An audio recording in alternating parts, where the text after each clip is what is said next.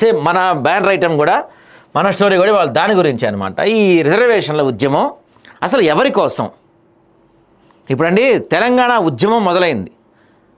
తెలంగాణ ఉద్యమం కానీ ఏదన్నా వాట్ ఎవర్ ఎనీ ఉద్యమం తీసుకోండి, ఆ ఉద్యమం ప్రజల నుంచి మొదలవుతుంది. ఎప్పుడైనా సరే ప్రజల నుంచి పుట్టుకొచ్చిన ఉద్యమాలే ప్రజా ఉద్యమాలుగా మారుతాయి.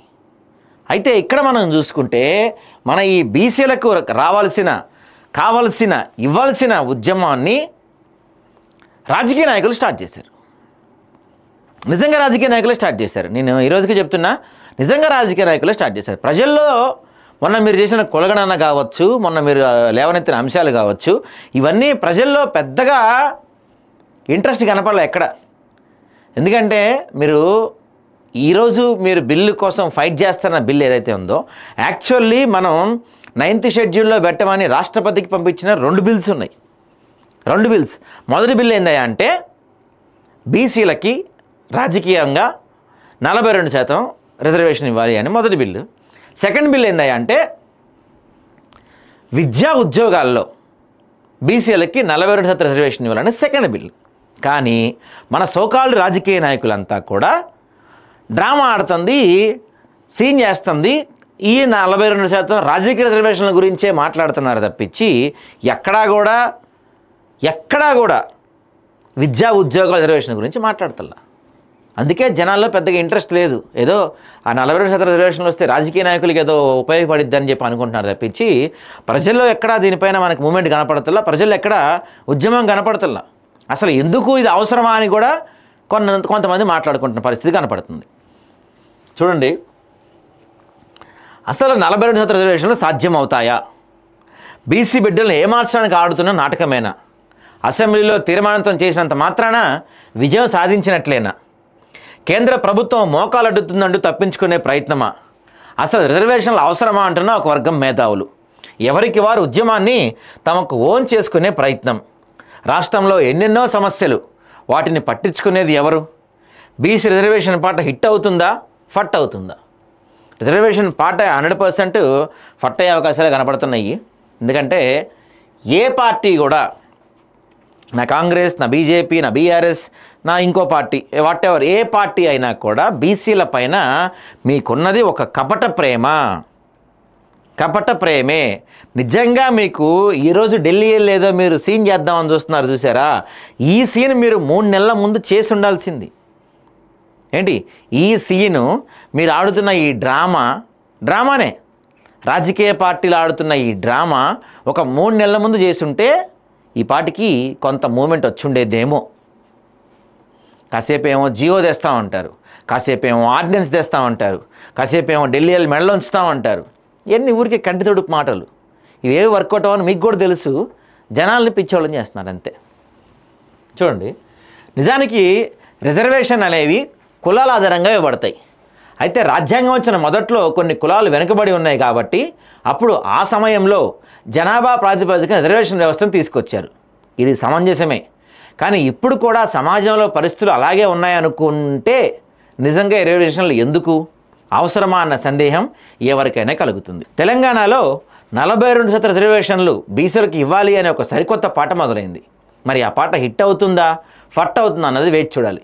ఎందుకంటే బీసీల మీద ప్రేమ కంటే స్వప్రయోజనాల కోసమే రాజకీయ నాయకులు ఈ బీసీ రిజర్వేషన్ అన్న వ్యవహారాన్ని తెరపైకి తీసుకొచ్చారా అన్న అనుమానాలు కూడా వ్యక్తమవుతున్నాయి. మేధావి వర్గానికి చెందిన కొందరు బహిరంగంగానే విమర్శలు గుప్పిస్తున్నారు. ఇదొక పెద్ద నాటకమని, ప్రజలను తప్పుదో పట్టించేందుకే వ్యవహారాన్ని తెర మీదకు తీసుకొస్తున్నారని వారు అంటున్నారు. అసలు ఏం జరిగింది, ఏం జరుగుతుంది, ఏం జరగబోతుంది అన్నది మాత్రం ఖచ్చితంగా ఉత్కంఠ రేకించే అంశంగా కనపడుతుంది. చూద్దాం దీని గురించి మనం డీటెయిల్గా. సో అసలు ఈ బీసీ రిజర్వేషన్ల అంశం ఎక్కడి నుంచి మొదలైంది, దీని చరిత్ర ఏంటి, దీని అవసరం ఎంత అనే అంశాల గురించి డీటెయిల్గా మనం డిస్కస్ చేద్దాం. ప్రస్తుతం తెలంగాణలో ఒక ఒరవడి మొదలైంది, సరికొత్త పాట మొదలైంది. అదే బీసీలకు 42%, ఎస్సీ ఎస్టీలకు 22%, మైనార్టీలకు 11%. అసలు ఈ రిజర్వేషన్ నిజంగా సాధ్యమవుతాయా? ఇదంతా సాధ్యం అవడానికి దాదాపు తమిళనాడులో 6-7 దశాబ్దాల కాలం నుంచి పోరాటాలు జరిగాయి, ఉద్యమాలు జరిగాయి, ఎందరో ప్రాణత్యాగాలు చేశారు. ఈ క్రమంలో రాజ్యాంగం అమలు కాకముందే అక్కడ రిజర్వేషన్ ప్రక్రియ ఉంది. ఇంతటి చరిత్ర కలిగిన తమిళనాడు ఎట్టకేలకు 69% రిజర్వేషన్లు సాధ్యమయ్యాయి. మరి తెలంగాణలో పరిస్థితి చూస్తే అలా లేదు. ఉదాహరణకు ఒకటి చూద్దాం మనం. ఒకటి, తెలంగాణ ప్రత్యేక రాష్ట్రం సాధించుకోవడానికి మనకి 5 దశాబ్దాల కాలం పట్టింది. మరి తమిళనాడు లాగా ఈ బీసీ రిజర్వేషన్ సాధించుకోవడానికి మరో పోరాటం జరగాలి కదా, అది ఇప్పుడు సాధ్యమవుతుందా?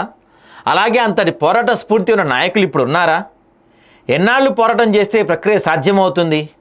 వీటన్నిటికీ సమాధానాలు ఉన్నాయంటే ఖచ్చితంగా లేవని చెప్పాలి. నేను ఇందాక స్టార్టింగ్లోనే చెప్పా కదా, ప్రజా ఉద్యమం జరగాలి. ప్రజా ఉద్యమం జరగాలంటే ప్రజల్ని చైతన్యపరిచే నాయకుడు కావాలి, ప్రజల్లో స్ఫూర్తి నింపే నాయకుడు కావాలి. ఎవరున్నారండి అలాంటి నాయకులు బీసీల్లో?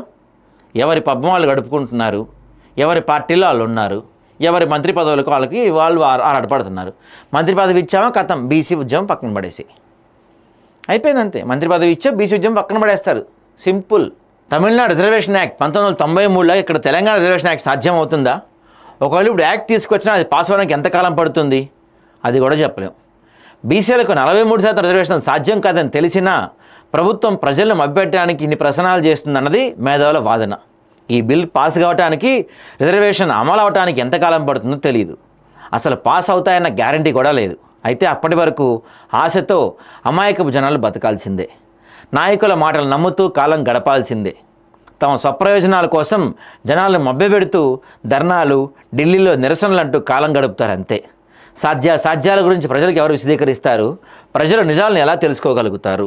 100% ఇప్పుడు ఢిల్లీ వెళ్ళినా, మీరు గల్లీ వెళ్ళినా కేవలం ఒక టైంపాస్ చేయడానికి వెళ్తున్నారు తప్పించి నిజంగా 100కి 100% బీసీల కోసం ఏదో చెయ్యాలనో, బీసీలకు రాజ్యాధికారం తీసుకురావాలనో, బీసీలకి 42% రిజర్వేషన్ తేవాలనో ఏ పార్టీకి లేదు. జస్ట్ టైంపాస్ చేస్తున్నారు అంతే అక్కడికి వెళ్ళి మీరంతా కూడా. నిజానికి తెలంగాణలో 119 స్థానాలు ఉన్నాయండి.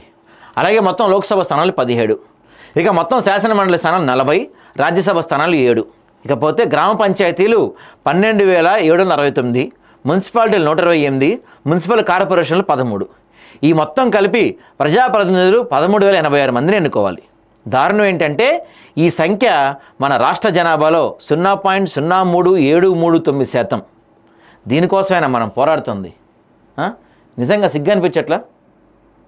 కేవలం దేనికోసం మనం పోరాడుతుంది? 0.03739% కోసం. అలాగే గవర్నమెంట్ ఉద్యోగాల్లో ఒక సంవత్సరానికి కనుక చూసుకుంటే 40,000 ఉద్యోగాలు అనుకుందాం. 18 నుంచి 40 సంవత్సరాల మధ్య వయసు గల వారు దాదాపు 1.40 కోట్లు. అంటే 1%గా చూస్తే 0.2857% వారి కోసం మాత్రమే రిజర్వేషన్ అమలవుతాయి. మరి మిగతా వారి పరిస్థితి ఏంటి? మిగతా వాళ్ళ పరిస్థితి ఏంటి చెప్పండి. ఇక్కడ పాయింట్ అది ఇది.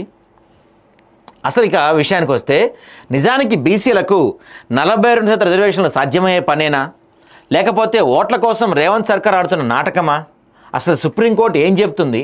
రాష్ట్రపతి దగ్గర పెండింగ్లో ఉన్న బిల్లు వెలుగు చూస్తుందా? బీసీల చిరకాల వాంఛ నెరవేరుతుందా? వాస్తవాలేంటి? అసలు ఇక్కడ మనం చూద్దాం. బీసీలకు 42% రిజర్వేషన్లు సాధ్యమయ్యే పనేనా? ఫస్ట్ పాయింట్, సాధ్యం కాదు. ఇప్పుడు సాధ్యం కాదు, ఇంపాసిబుల్ కాదు. అవుతుంది కానీ ఇది కాదు పద్ధతి, చేయాల్సిన పద్ధతి ఇది కాదు. ఇప్పుడు మనవాళ్ళు చేసిన కుల్లగడన పద్ధతి తీసుకున్నా, ఇప్పుడు మనవాళ్ళు ఆడుతున్న నాటకాల ప్రకారం చూసుకున్నా ఇప్పుడైతే 42% రిజర్వేషన్లు అమలు కావు. First point. సుప్రీంకోర్టు ఏం చెప్తుంది? సుప్రీంకోర్టు చాలా స్పష్టంగా ఏ రాష్ట్రంలో అయినా సరే రిజర్వేషన్లు 50% పరిమితి మించి దాటకూడదు అని సుప్రీంకోర్టులో క్యాప్ ఉంది. మరి అది ఎలా దాడతారు మీరు? ఆ తర్వాత రాష్ట్రపతి దగ్గరలో ఉన్న పెండింగ్ బిల్, అసలు రాష్ట్రపతి దగ్గర ఆ బిల్లు నోటి రాష్ట్రపతికి తెలుసా? నిజంగా తెలుసా మేడంకి? ఎందుకంటే రాష్ట్రపతి గారి దగ్గరికి కొన్ని లక్షల బిల్స్ వస్తుంటాయండి, రోజుకి లక్షల బిల్స్ వస్తుంటాయి. సో రాష్ట్రపతి గారు అవన్నీ చూడాలి అంటే మీరు కంటిన్యూస్ ఫాలోఅప్ చేయాలి, పొలిటికల్ ప్రెషరైజ్ చేయాలి, ఇక్కడ ప్రెషర్ చేస్తూ ఉండాలి. కేంద్ర రాష్ట్ర ప్రభుత్వాలు సరే, రాష్ట్రంలో మీరు అధికారం ఉన్నారనుకోండి, రాష్ట్రంలో కేంద్రంలో మీరు ఒత్తిడి తీసుకురావాలి. అదేమీ చేయకుండా రాష్ట్రపతి గారి దగ్గర బిల్లు ఉంది అయిపోయింది అంటే అవదట్లా. అది తెలంగాణలో 56% బీసీ జనాభా ఉంది అని మీరు ఒక లెక్క వేశారు. అందుకోసమే ఈ 42% రిజర్వేషన్ కావాలని ప్రజలు కోరుకుంటున్నారు. అయితే ఈ 42% రిజర్వేషన్ అనేది సాధ్యమా అన్నది మాత్రం ప్రశ్నార్థకమే. అసలు మనకి రిజర్వేషన్ల గురించి దట్టు ఇప్పుడు మనం అనుకుంటున్న బీసీలకి 42% రిజర్వేషన్ల గురించి రాజ్యాంగం ఏం చెప్తుంది? రాజ్యాంగంలో ఏముందా అంటే మనకి ఆర్టికల్ 15(4) సబ్ క్లాస్ ఏం చెప్తుందంటే వెనుకబడిన తరగతులకు రాష్ట్రం ప్రత్యేక చర్యలు తీసుకోవచ్చు. అలాగే ఆర్టికల్ 16(4) ప్రకారం వెనుకబడిన సామాజిక విద్యా వర్గాలకు ఉద్యోగాల రిజర్వేషన్ల గురించి, అలాగే ఆర్టికల్ 46 సామాజికంగా ఆర్థికంగా వెనుకబడిన వారికి విద్య ఆర్థిక పురోగతిలో సహాయం చేయాలి. అన్ని రాష్ట్రాలకు మార్గదర్శకాలుగా ఉంది ఈ ఆర్టికల్. ఇక ఆర్టికల్ 243(d)(6) ఆర్టికల్ 243(t)(6)లు మాత్రం స్థానిక సంస్థల రిజర్వేషన్ గురించి తెలియజేస్తాయి. అర్థమైందా? ఈ ఉన్నాయన్నీ కూడా మనకున్న ఆర్టికల్ 15 కానీ, ఆర్టికల్ 16 కానీ, ఆర్టికల్ 46 కానీ ఇవన్నీ కూడా విద్యా ఉద్యోగ రంగాల రిజర్వేషన్ల గురించి మాత్రమే మెన్షన్ చేశారు. ఓన్లీ ఆర్టికల్ 243(d)(6) ఆర్టికల్ 243(t)(6)లు మాత్రమే స్థానిక సంస్థల రిజర్వేషన్ల గురించి చర్చించారు, మాట్లాడారు. మిగతా ఏ ఆర్టికల్స్లో కూడా స్థానిక సంస్థల్లో 40% రిజర్వేషన్ల గురించి కానీ, స్థానిక సంస్థల్లో బీసీల రిజర్వేషన్ల గురించి కానీ ఎక్కడ రాయలేదు రాజ్యాంగంలో. అయితే రాజ్యాంగం ప్రకారం ఈ రిజర్వేషన్లు 50% కంటే మించకూడదు.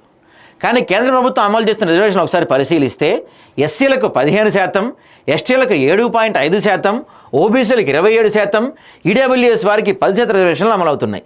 నిజానికి ఈడబ్ల్యూఎస్ అనేది లేకపోతే 49.5% రిజర్వేషన్లు ఉండేవి. కానీ 103వ రాజ్యాంగ సవరణ ద్వారా ఈడబ్ల్యూఎస్ అమలవుతుంది. కాబట్టి రిజర్వేషన్స్ 59.5% చేరుకున్నాయి.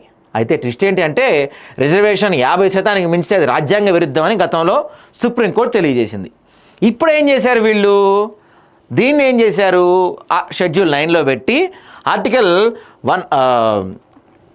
103కి రాజ్యాంగ సవరణ చేసి 60% అంటే 59.5% రిజర్వేషన్లు తీసుకొచ్చారు.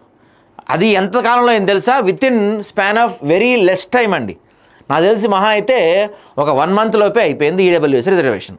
అంటే ఇక్కడ అర్థమవుతున్న అంశం ఏంటంటే కేంద్ర ప్రభుత్వంలో ఎవరుంటే వాళ్ళు ఇవ్వాలి అనుకుంటే ఇవ్వచ్చు. గతంలో తమిళనాడులో బీసీలకి ఇప్పుడు అక్కడ అమలవుతున్న రిజర్వేషన్ వచ్చింది అంటే అప్పట్లో అక్కడ కేంద్రంలో ప్రభుత్వం మైనారిటీలో ఉంది. ఆ టైంలో జయలలిత అక్కడికి పోయి కూర్చొని రిజర్వేషన్ అమలు చేస్తారా చేయరా చేస్తారని కూర్చుంటే, చేయకపోతే నా మద్దతు మీకు ఉపసంహరించుకుంటా, మొత్తం ప్రభుత్వం పడిపోద్దని ఆమె బెదిరిస్తే పని అయింది. ఇంత జరిగింది అక్కడ సీన్. మనోళ్ళు మాత్రం మొత్తం ఇక్కడ సైలెంట్గా కూర్చొని కాలు మీద కాలు వేసుకొని హ్యాపీగా కూర్చొని ఇక చివరి రోజు ఇంకొక వారం 10 రోజులు అయిపోద్దనంగా ఇప్పుడు ఢిల్లీ పోయి మెడలు ఉంచుతాను తొడలు కొడతానంటే పని అవ్వదు. ఒక ఉద్యమం జరగాలి దాని గురించి. అయితే ఇప్పుడు దీనిపైన వచ్చిన కేసుల గురించి చూద్దాం, వాటి తీర్పులు కూడా. MR Balaji versus Mysore state, ఇది 1982లో జరిగిందంటండి. మైసూర్ రాష్ట్రం అంటే ఇప్పుడు కర్ణాటక రాష్ట్ర ప్రభుత్వం 1962లో ఒక జీవో అంటే గవర్నమెంట్ ఆర్డర్ ద్వారా విద్యా సంస్థల సీట్లలో 60% రిజర్వేషన్ ప్రకటించింది. ఈ రిజర్వేషన్ మొత్తం 4 వర్గాల్లో విభజించబడింది. వెనుకబడిన కులాలకు 28%, ఎక్కువగా వెనుకబడిన కులాల వారికి 22%, అలాగే ఎస్సీలకు 15%, ఎస్టీలకు 3% రిజర్వేషన్ అమలు చేయాలని నిర్ణయించింది. అయితే దీనిపై ఎంఆర్ బాలాజీ అనే విద్యార్థి కోర్టులో పిటిషన్ దాఖలు చేశాడు. దీనికి కోర్టు స్పందించి 60% రిజర్వేషన్ అనేది రాజ్యాంగ విరుద్ధం, ఆర్టికల్ 15(4) ప్రకారం రిజర్వేషన్ అవసరం ఉన్న వారికి పరిమితంగా ఇవ్వాలని తేల్చి చెప్పింది కోర్టు. ఇక case Indirani Sawhney versus union of India 1992లో జరిగిందండి ఒక కేసు. దీంట్లో ఏం జరిగిందంటే 1979లో కేంద్ర ప్రభుత్వం మండల కమిషన్ను బీపీ మండల ఆధ్వర్యంలో ఏర్పాటు చేసింది. ఈ సూచనల మేరకు అదర్ బ్యాక్వర్డ్ క్లాసెస్ అంటే ఓబీసీలకు 27% రిజర్వేషన్ కేంద్ర ప్రభుత్వ ఉద్యోగాలు ఇవ్వాలని సిఫార్సు చేసింది. దీన్ని ఇందిరా సహాని అనే జర్నలిస్ట్ సవాల్ చేస్తూ సుప్రీంకోర్టులో పిటిషన్ వేశారు. అప్పుడు సుప్రీంకోర్టు పరిశీలించి ఒక తీర్పు ఇచ్చింది. అదేంటంటే ఓబీసీ రిజర్వేషన్ సరైందే అని చెప్పింది, కానీ మొత్తం రిజర్వేషన్లో 50%కి మించకూడదు అని తెలిపింది. అంటే ఈ తీర్పు ప్రభావం అనేది రిజర్వేషన్ వ్యవస్థకు లీగల్ ఫ్రేమ్వర్క్ ఇచ్చిందని చెప్పచ్చు. అలాగే 50% రిజర్వేషన్ లిమిట్ అనేది ఈ కేసు నుంచే మొదలైందని కూడా చెప్పచ్చు. సో ఈ కేసు నుంచే 1979 నుంచి రిజర్వేషన్లు 50% దాటకూడదు అని చెప్పి సుప్రీంకోర్టు తీర్పు ఇచ్చింది. అప్పటి నుంచి దాన్నే ఫాలో అవుతున్నాం మనం. అయితే ఓఆర్ కోయల్తల్ వర్సెస్ స్టేట్ ఆఫ్ తమిళనాడులో ఏం జరిగింది, 2007లో జరిగిందంటే ఈ కేసు ప్రకారం 9వ షెడ్యూల్ అంటే 9th షెడ్యూల్ అనేది భారత రాజ్యాంగంలో ప్రత్యేక భాగం. దీన్ని 1వ రాజ్యాంగ సవరణ 1957 ద్వారా చేర్చారు. అయితే దీని ఉద్దేశం ఏంటంటే కొన్ని ప్రత్యేక చట్టాలు అంటే భూ సంస్కరణ చట్టాలు, రాజకీయ రిజర్వేషన్ వంటి వాటిని న్యాయ సమీక్ష అంటే జ్యుడిషియల్ రివ్యూ నుంచి రక్షించడం కోసం ఉంచబడింది. అంటే కోర్టు పరిధి నుంచి కాపాడుకోవడానికి 9వ షెడ్యూల్ అన్నది ఉపయోగపడుతుంది. అయితే జరిగిన ప్రమాదం ఏంటంటే కాలక్రమంలో చాలా రాష్ట్రాలు రిజర్వేషన్ లాంటి వివాదాస్పద చట్టాలను 9వ షెడ్యూల్ చేరుస్తూ వచ్చాయి. ముఖ్యంగా తమిళనాడు రాష్ట్రం 69 రిజర్వేషన్ చట్టం ఉంది. 1994లో ఇది వచ్చింది. ఈ విధంగా సుమారు ఇప్పటివరకు 300కు పైగా అంశాలను 9వ షెడ్యూల్లో చేర్చారు. అయితే ఐఆర్ కోయల్తో అనే పౌరుడు దీన్ని సవాల్ చేస్తూ సుప్రీంకోర్టులో పిటిషన్ వేశాడు. దీనిపై స్పందించిన సుప్రీంకోర్టు 9వ షెడ్యూల్లోని చట్టాలపై కూడా జడ్జిమెంట్ చేయొచ్చు అని చెప్పింది. అలాగే 24 ఏప్రిల్ 1973 ఇది కేశానంద భారతి తీర్పు. ఈ తేదీ ద్వారా 9వ షెడ్యూల్లో చేర్చిన చట్టాలు ప్రాథమిక హక్కులకు వ్యతిరేకంగా ఉన్నట్లయితే వాటిని కోర్టు తిరస్కరించవచ్చని తెలిపింది. అదే కాకుండా రాజ్యాంగంలోని ప్రాథమిక హక్కులకు ఇబ్బంది కలిగించే ఎలాంటి చట్టాన్ని చేసినా అది చెల్లదని తెలిపింది. అంటే తమిళనాడు రిజర్వేషన్ చట్టాన్ని 9వ షెడ్యూల్లో చేర్చినా అది 50% మించి ఉన్నందున కోర్టు సమీక్షకు వస్తుందని ఇక్కడ క్లియర్ అయింది. అర్థమైందా? అంటే 9th షెడ్యూల్లో చేర్చిన తర్వాత కూడా కోర్టు సమీక్షిస్తుంది అని చెప్పి ఇక్కడ మనకి స్పష్టం అవుతుంది. అయితే ఇప్పుడు తెలంగాణలో ఉన్న రిజర్వేషన్, ఇప్పుడున్న రిజర్వేషన్స్ మనం చూస్తే ఎస్సీలకు 15%, ఎస్టీలకు 10% ఉంది. కానీ ఇది 6% మాత్రమే అలా అవుతుంది. దీనిపై 2017లో 6% నుంచి 10%కి పెంచేందుకు బిల్లు వేశారు. కానీ కేంద్రం ఇప్పటివరకు ఆమోదం తెలపలేదు. ఒకవేళ ఇది అమలైతే 10% లేకపోతే 6%. ఇక బీసీల విషయానికి వస్తే 29%, ఈడబ్ల్యూఎస్ 10%గా అమలవుతున్నాయి. ఇలా మొత్తం చూసుకుంటే 64% రిజర్వేషన్లు అమలవుతున్నాయి. మరి 50%కి మించి అమలవుతున్నాయి కదా. ఇప్పుడు బీసీలకు 29 నుంచి 42% రిజర్వేషన్ ఎలా సాధ్యమవుతాయి అన్నది $1 మిలియన్ ప్రశ్నగా మిగిలిపోయింది. ఇదే విధంగా మహారాష్ట్రలో 70%, రాజస్థాన్లో 54 నుండి 60%, జార్ఖండ్లో 60%, బీహార్లో 65%, ఛత్తీస్గఢ్లో 76 ఇలా రిజర్వేషన్ అమలు చేయాలనుకున్నారు. కానీ ఈ రాష్ట్రాలన్నింటిలో ఒక్క తమిళనాడులో 69% మాత్రమే రాజ్యాంగబద్ధంగా అమలు జరిగింది. కానీ మిగిలిన రాష్ట్రాల్లో రిజర్వేషన్స్కి సంబంధించిన బిల్లులు కొన్ని కోర్టుల్లో, మరికొన్ని గవర్నర్ దగ్గర పెండింగ్ ఉండిపోయినాయి. అయితే ఇప్పుడున్న కాంగ్రెస్ ప్రభుత్వం బీసీలకు 42%, ఎస్సీ ఎస్టీలకు 22%, మైనార్టీలకు 11% రిజర్వేషన్ అమలు చేస్తే అది 70% వరకు వెళ్ళిపోతుంది. ఇది సాధ్యం అవుతుందా? ఎందుకంటే మిగతా రాష్ట్రాల్లో 50% దాటితేనే ఒప్పుకోలేదు. మరి మన దగ్గర ఇవన్నీ కలుపుకుంటే దాదాపుగా 70% దాటిపోద్ది. మరి అవి ఎలా ఒప్పుకుంటుంది కోర్టు అనేది ఇక్కడ ప్రధాన ప్రశ్న. ఇదంతా కూడా రాజకీయ నాయకులకి, పార్టీలకి తెలిసి కూడా వాళ్ళు ఆడుతున్న ఒక డ్రామాగా చెప్పచ్చు దీన్నంతా. కాబట్టి నేను చాలాసార్లు చెప్పాను, మరోసారి చెప్తున్నాను, ఖచ్చితంగా తెలంగాణలో ఇప్పుడు ఈ స్థానిక ఎన్నికల్లో బీసీలకి 40% రిజర్వేషన్ సాధ్యం కాదు. అన్ని రాజకీయ పార్టీలు ఆడుతున్న డ్రామా.